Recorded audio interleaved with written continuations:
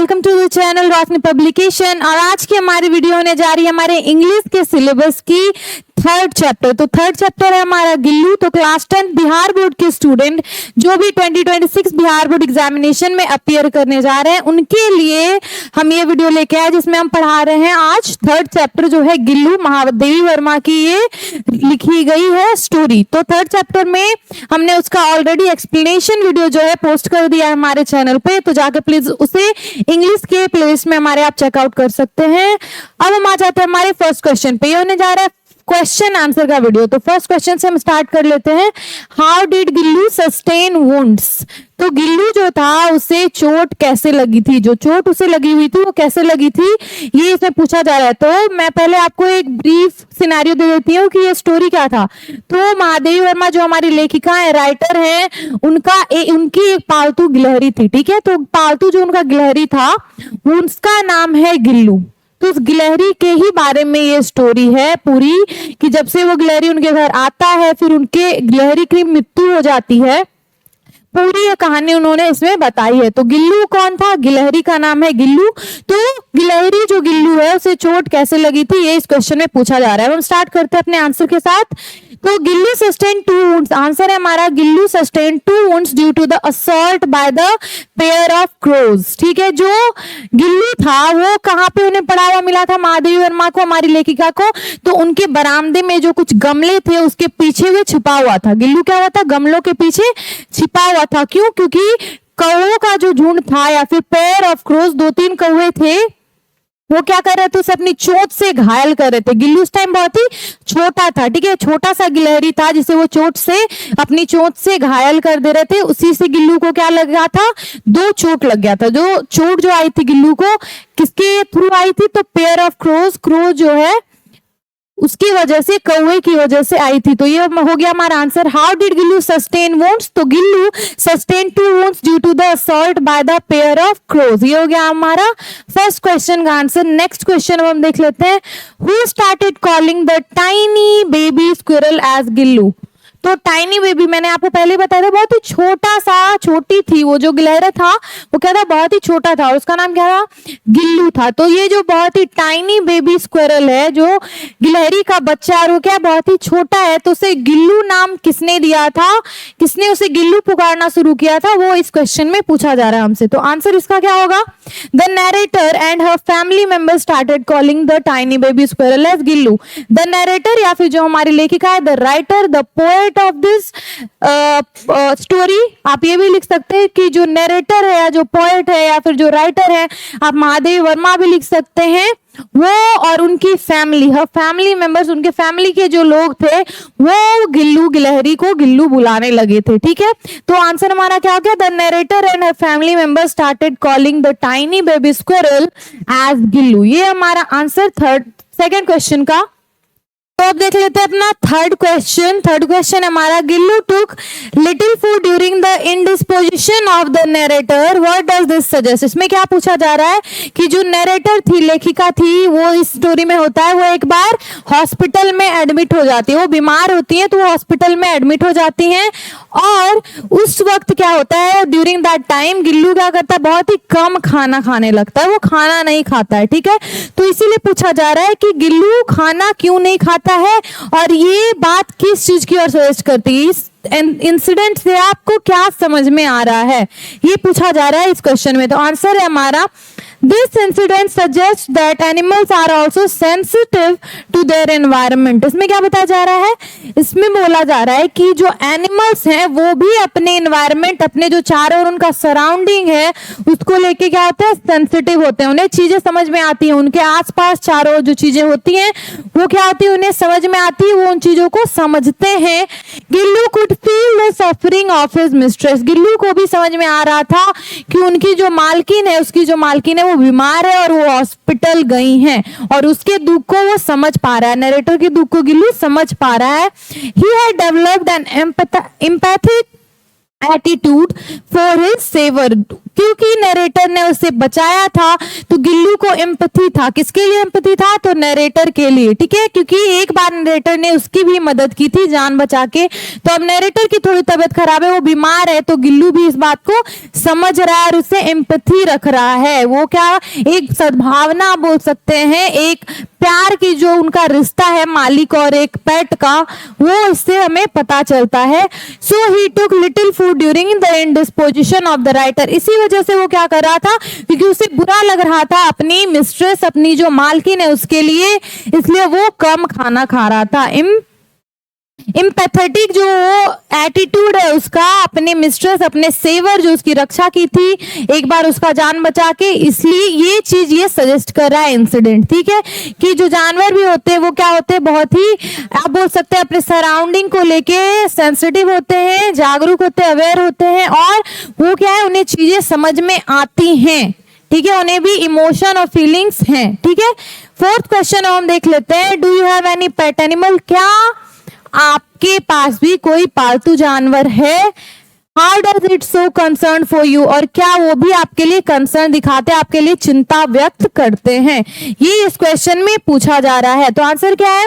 Yes I have a pet parrot at home. उसके यहाँ पे बोला जा रहा है हाँ मेरे भी घर पे एक पालतू तोता है, हिज नेम इज मिट्ठू, उसका नाम मिट्ठू है, and he is very friendly. वो क्या है, बहुत ही फ्रेंडली है, बहुत ही दूसरे लोगों से घुल मिल के रहता है, and loves to sit on my shoulder, और मेरे कंधे पे बैठना पसंद करता है। व्हेनेवर आई फील सैड और टायर्ड, जब भी मैं उदास होता हूँ या थका हुआ महसूस करता हूँ, मिट्ठू कम्स क्लोज टू मी। मिट्ठू क्या होता है, मेरे पास आता है, and gently rubs his beak on my cheek, और बहुत ही प्यार से वो क्या करता है, अपनी चोंच को मेरे गाल के पास रब करता है, रगड़ता है। He makes sweet sound to cheer me up, वो मुझे चीयर अप करने के लिए, क्योंकि वो मैं अगर उदास हूं तो मुझे अच्छा फील करवाने के लिए वो क्या कर रहा है, स्वीट साउंड्स, मीठे आवाज निकालता है। Sometimes he refuses to eat unless I feed him myself. बहुत बार क्या होता है कि अगर मैं उसे खाना ना खिलाऊं तो वो खाने से मना कर देता है। His loving action so that he cares for me a lot. उसका प्यार भरा एक्शन जो है वो दिखाता है कि वो मुझसे बहुत प्यार करता है और मेरे बारे में केयर करता है, चिंता करता है। Just like Gillu showed concern for the narrator, जैसे गिल्लू ने नरेटर के लिए क्या किया था, कंसर्न शो किया था। इन द स्टोरी, कहानी में, माई bond with Mitthu is very special and full of love. मेरा बॉन्ड जो मिट्ठू के साथ है वो क्या है, बहुत ही स्पेशल है और क्या है, प्यार से भरा हुआ है।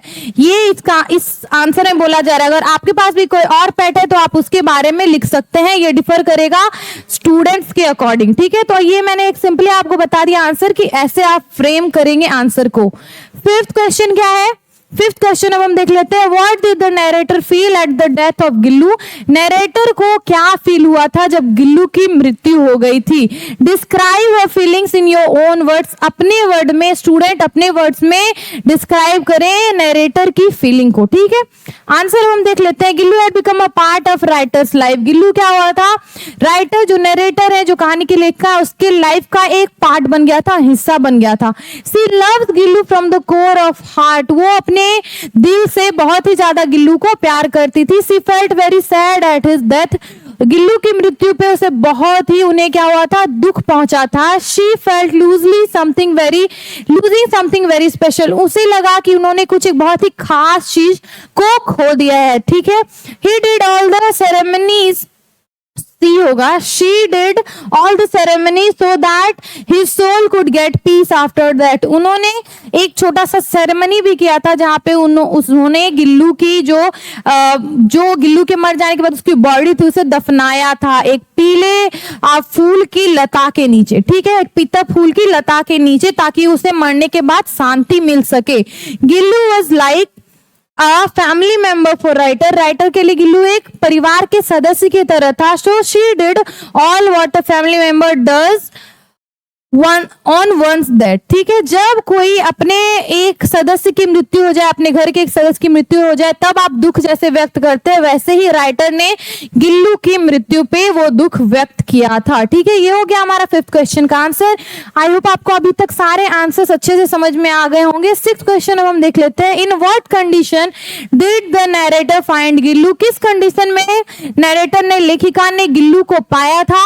What did she do with it? इस और फिर गिल्लू जैसे उन्हें मिला, उसके साथ उन्होंने क्या किया? नरेटर ने गिल्लू के साथ क्या किया? What would you do in a similar situation? अगर ऐसा ही सिमिलर सिचुएशन, एक समान आपको सिचुएशन दिया जाए तो आप उसमें कैसे बिहेव करेंगे या आप क्या करेंगे, ये इसमें पूछा जा रहा है इस क्वेश्चन में। आंसर हमारा है the writer found Gillu injured and motionless lying between flower pot and the wall. Writer को गिल्लू कहाँ मिला था? फ्लावर पॉट, गमला फूल का, और जो दीवार थी उसके बीच में पड़ा हुआ मिला था। कैसे? इंजर्ड, चोटिल और मोशनलेस, वो हिल डुल नहीं रहा था। ठीक है, she lifted the squirrel gently and brought him in the room. वो इतने बड़े प्यारी से नरेटर ने क्या किया था? गिल्लू को उठाया और अपने रूम में लेके आई and wipe the blood from his wounds. वो ब्लड को क्या करती हैं? उसके वुंड से, उसके चोट से वो खून को साफ करती हैं। किसकी मदद से? कॉटन वूल की मदद से, एक रुई की मदद से। अप्लाइड पेनिसिलिन ऑइंटमेंट, पेनिसिलिन की जो मलहम होती है पेनिसिलिन की, वो अप्लाई करती है उसकी चोट पे, गिल्लू की चोट पे। She also tried to feed him, वो उसे खाना भी खिलाती हैं। अब ये जो क्वेश्चन है, what would you do in a similar situation, तो ऐसे सिमिलर सिचुएशन में आप क्या करेंगे? तो I would also do the same thing, मैं भी ऐसा ही करने का कुछ कोशिश करूंगा। Squirrel, because for the squirrel, अगर एक चोटिल स्क्विरल आपको मिला तो आप भी ऐसे ही उसकी मदद करने की कोशिश करेंगे। एंड क्यों आप ऐसा करेंगे? Because kindness is the basic thing in human being. Human being जो है, ह्यूमन जो मनुष्य जो, इसमें जो दयालुता है वो क्या बहुत ही बेसिक है। दयालुता होनी चाहिए जानवरों के प्रति, इंसानों के प्रति, एक दूसरे के प्रति। ये था हमारा 6th क्वेश्चन का आंसर। आई होप आपको सारे आंसर बहुत ही अच्छे से समझ में आ गए होंगे। तो गिल्लू जो चैप्टर है हमारा वो हो गया पूरी तरह से कंप्लीट। हमने एक्सप्लेनेशन वीडियो भी पोस्ट कर दिया हिंदी इंग्लिश में, बहुत ही अच्छी तरह से ये स्टोरी मैंने आपको समझा दिया है। जाके आप वो हमारे इंग्लिश के प्लेलिस्ट में चेक कर सकते हैं। और ये जो क्वेश्चन आंसर था वो भी आपको समझ में आ गए हैं सारी चीजें। कोई भी डाउट है तो आप कमेंट सेक्शन में वो डाल सकते हैं, मैं जरूर उसे क्लियर करूंगी। और thank you so much for watching this video. अब हम थोड़ा सा बात कर लेते हैं हमारे रोशनी पब्लिकेशन के बारे में। ठीक है, please stay tuned with us, क्योंकि बहुत ही अच्छी किताबें हम आपके लिए लेके आए हैं। 17 सालों से पब्लिकेशन के क्षेत्र में काम कर रही है रोशनी पब्लिकेशन, और आपके लिए लेके आई है कैप्टन सीरीज की ये किताबें, जो है हिंदी की, संस्कृत की, इंग्लिश की, और भी किताबें जो है हमारी सोशल स्टडीज की, जिसमें हिस्ट्री, इकोनॉमिक्स, पॉलिटिकल साइंस और ज्योग्राफी की किताबें आपको मिल रही है। ये सारी किताबें बहुत ही अच्छी बुक्स हैं, आपके एग्जामिनेशन के लिहाज से बहुत ही अच्छी किताब तैयार की गई है। प्लीज चेकआउट कीजिए इसे जाके।